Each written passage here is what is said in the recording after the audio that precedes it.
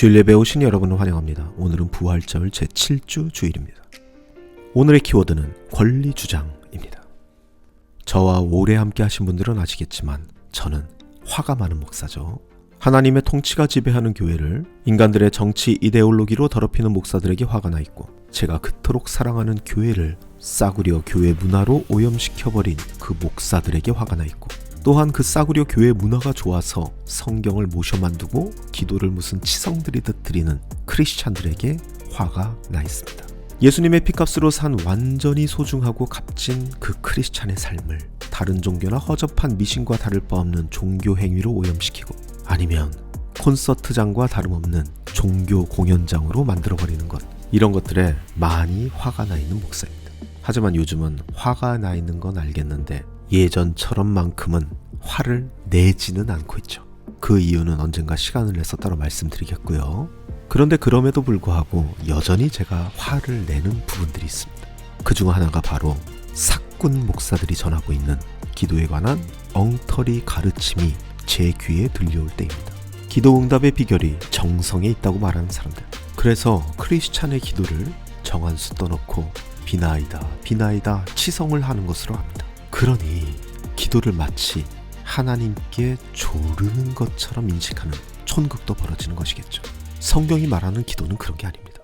성경이 말하는 기도는 나의 권리를 주장하는 것, 즉 권리 주장입니다.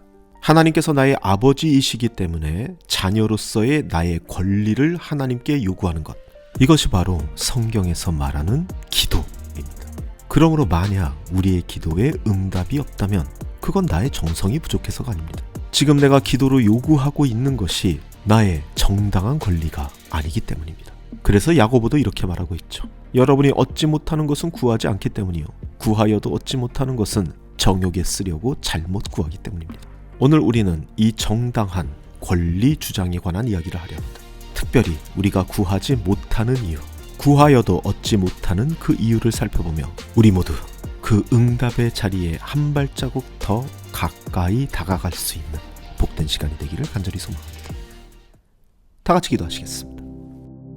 우리의 삶을 주관하시는 하나님 아버지, 오늘도 같은 시간에 이렇게 모여 같은 하나님을 바라보는 자리를 마련해 주시니 감사드립니다.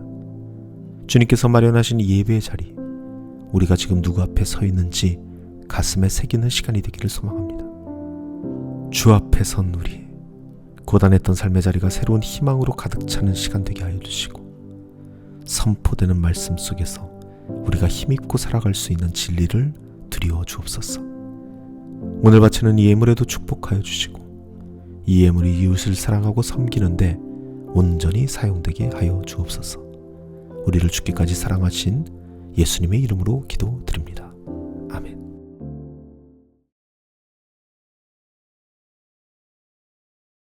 이 요즘 목사들이 성경은 잘 몰라도 어록은 참 잘 뽑아내는 것 같습니다. 이런 말이 있더라고요. 문제보다 더 크신 하나님을 바라보라.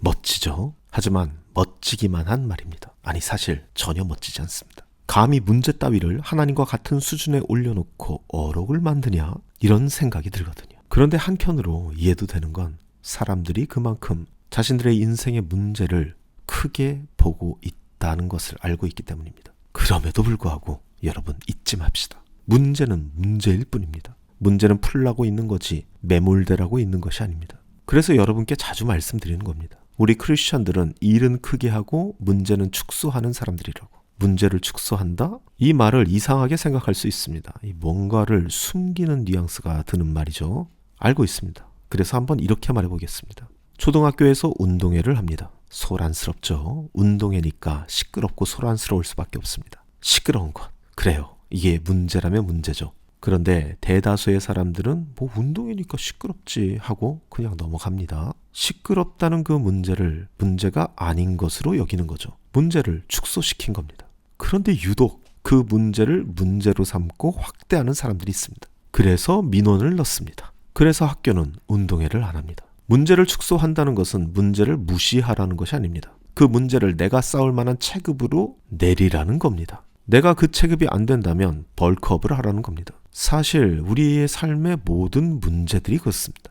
우리 학창시절 생각해 봅시다. 공부라는 문제에 만났죠. 공부 못하는 친구들과 공부 잘하는 친구들의 차이가 뭐였습니까? 공부 못하는 친구들은 책상에 엎드려 이렇게 책장 넘기면서 아유 이걸 어떻게 다 공부하지? 이러고 있는 거죠. 그런 식으로 문제를 계속 키워나갑니다. 선생이 별로라서, 부모를 잘못 만나서, 교육제도가 잘못되어서 이러면서 문제를 자기보다 훨씬 더 크게 만들어 놓고 그 앞에서 두 손 두 발 다 들어버립니다. 그런데 여러분, 공부가 그렇게나 큰 문제이던가요? 이제 우리는 다 알고 있습니다. 공부는 하면 되는 문제입니다. 공부 잘하는 친구들, 그 친구들이 한 일이 뭡니까? 공부를 해서 그 공부라는 문제를 축소시킨 것뿐입니다. 그게 전부입니다.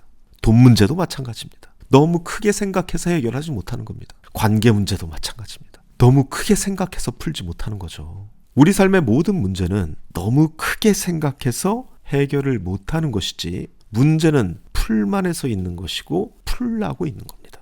그냥 풀면 되는 겁니다. 여러분, 영주권 문제 또한 그렇습니다. 최근 액트당이 주관하여서 이민법을 대폭 강화한다는 소식이 들려오고 있죠. 이민의 문이 좁아지고 영주권의 기준이 높아지고 있습니다. 자, 이 소식을 듣고 마음이 편치는 않죠. 야, 큰일이다. 난리 났다. 여러분, 불안 심리는 언제나 배수로 몸집을 키웁니다. 실제로는 10만큼의 문제인데 불안이 붙으면 100이 되고 100이 되면 질려버립니다. 질려버리면 피하죠. 피하면 없는 것처럼 그냥 살아가는 겁니다. 자, 여러분, 없는 것처럼 살아가는 것과 없애버리고 살아가는 것은 완전히 다른 얘기죠. 영주권은 가이드라인이 있고 기준이 있습니다. 그 기준을 채우면 받을 수 있는 것이 영주권입니다. 이 영주권이 복불복이라고 하는데 그것도 맞는 말입니다. 하지만 그 복불복이 영주권의 기준은 아닙니다. 그저 프로세싱 중에 개입하는 하나의 변수일 뿐이죠. 이번 액트당의 이민법 개정이 별것 아닌 문제라고 말하진 않겠습니다. 제가 봐도 이건 좀 심한데 라는 생각이 드니까요.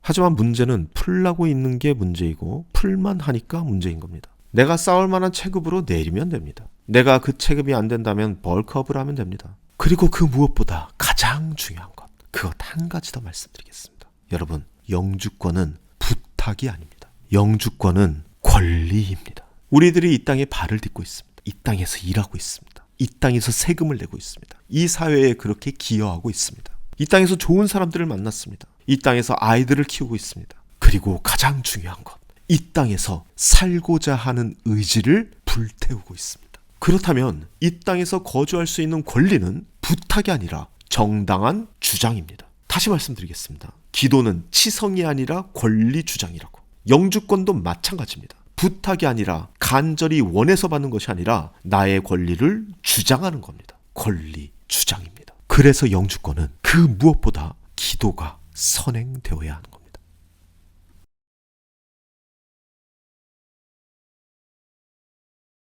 그런데 여러분, 한 가지 생각해 볼 것이 있습니다. 성경이 이민자의 이야기와 상관없는 책이라고 생각하시는 분이 계실지도 모르겠습니다. 하지만 그렇지 않죠. 성경의 스토리는 처음부터 끝까지 이민자의 스토리입니다.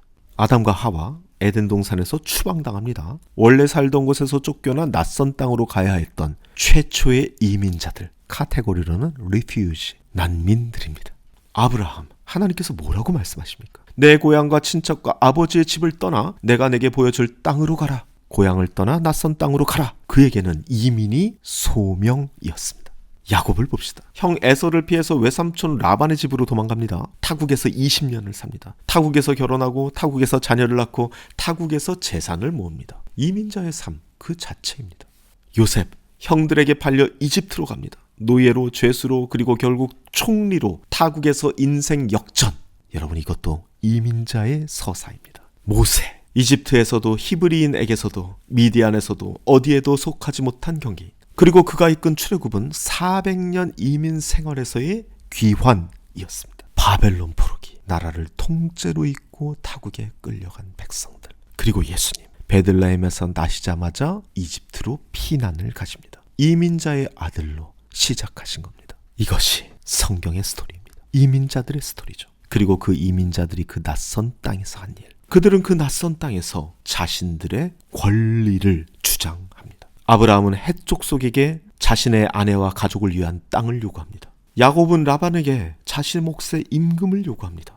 이스라엘 백성은 바로에게 우리 하나님께 제사를 드리러 가게 해달라 요구합니다. 자신들의 권리를 주장합니다. 이토록 성경은 이민자들의 이야기고 그 이민자들은 자신들의 권리를 주장한 사람들이었습니다. 그리고 더 큰 그림을 본다면 우리 크리스찬의 인생 전체가 이민자의 여정입니다. 잃어버린 낙원을 되찾아가는 여정. 에덴에서 출발해서 이 세상이라는 타국을 지나 하나님의 나라라는 본향을 향해 걸어가고 있는 겁니다. 우리는 이 세상에서 나그네이지만 그 나그네에게도 권리가 있습니다. 성경이 그것을 증명하고 있는 것이죠.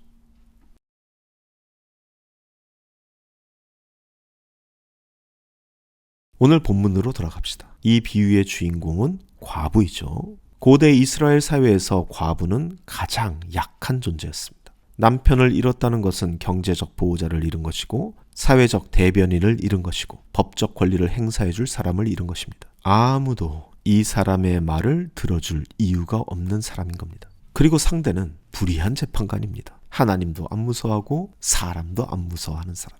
정말 살면서 마주치지 말아야 할 부류의 사람이죠. 자, 이 과부와 불의한 재판관의 대치. 상식적으로 승산이 없는 싸움이죠. 그런데 이 과부가 뭐라고 말할까요? 3절 말씀. 나의 적대자에게서 나의 권리를 찾아주십시오. 부탁하는 게 아닙니다. 간청하는 게 아니에요. 나의 권리를 찾아달라는 겁니다. 그런데 사꾼 목사들이 이것을 지금까지 조르는 것으로 해석했죠. 그래서 저는 화가 나 있고요. 여러분, 과부는요, 이것을 한 번 하고 끝내지 않습니다. 계속 갑니다. 또 갑니다. 또 갑니다. 재판관이 귀찮을 정도로 갔다는 겁니다. 안 들어줘도 또 가고 또 안 들어줘도 또 간 겁니다. 부탁이라면 한두 번 거절당하면 물러나겠죠. 부탁이니까요. 하지만 권리는 다릅니다. 내 것이니까요. 내 것을 찾아달라는 거니까요. 여러분, 여기서 이 비유가 왜 나왔는지를 봐야 하는데요. 자, 1절 말씀. 예수께서 제자들에게 늘 기도하고 낙심하지 말아야 한다는 뜻으로 비유를 하나 말씀하셨다. 자, 이 비유는 기도에 관한 비유입니다. 그래서 제가 이렇게 말씀드린 겁니다. 기도는 치성이 아니라 부탁하는 게 아니라 권리 주장이라고. 예수님께서 직접 이 비유를 통해 보여주고 계시는 겁니다. 기도란 이런 것이라고. 나의 권리를 찾아 주십시오. 이것이 기도입니다. 정한수 떠놓고 비나이다 하는 게 아닙니다. 새벽에 나와 이렇게 이른 새벽인데 내 정성 보셨죠? 그런 게 아닙니다. 하나님께서 나의 아버지이시기 때문에 자녀로서 당당하게 나의 권리를 요구하는 것. 아이가 부모에게 밥 줘라고 말하는 것이 불경입니까? 아닙니다. 자녀니까요. 밥을 달라고 말할 권리가 있는 것이죠. 우리도 이 영주권의 문제를 놓고서 하나님께 요구할 권리가 있습니다. 나의 발걸음을 당신께서 인도하셨으니 당신께서 보내신 곳이라면 이곳에서 거주할 권리를 주셔야 되는 거 아닙니까? 이 땅에서 오랫동안 합법적인 비자로 살아왔고 세금도 내고 사회에 기여도 하고 아이들도 키우고 좋은 사람들과 오랫동안 관계를 맺어왔으니 아버지 하나님, 당신께서 이 거주의 권리를 주셔야 하는 거 아닙니까? 저는 이 땅에서 살고자 하는 확고한 의지가 있습니다. 스쳐 지나가는 곳으로 생각하지 않습니다. 뿌리를 내리겠습니다. 그러니 권리를 주셔야 하는 것 아니겠습니까? 이렇게 우리의 권리 주장이 시작되는 것입니다.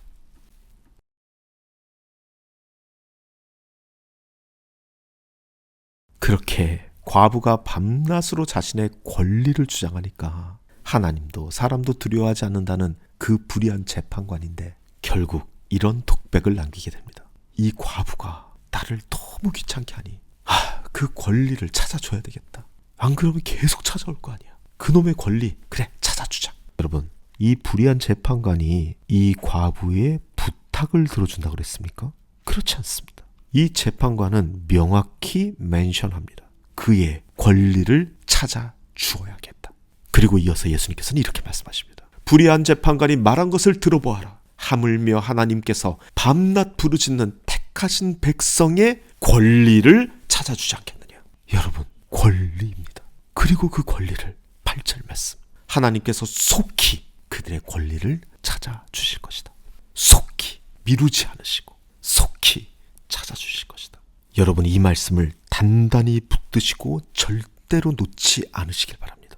부탁이 아니라 정성이 아니라 그 권리를 속히 찾아주신다. 제발 이 말씀을 놓치지 않고 붙드십시오. 왜냐하면 예수님께서는 이 말씀에 이어서 이렇게 말씀하시기 때문입니다. 8절 말씀. 그러나 인자가 올 때에 세상에서 믿음을 찾아볼 수 있겠느냐.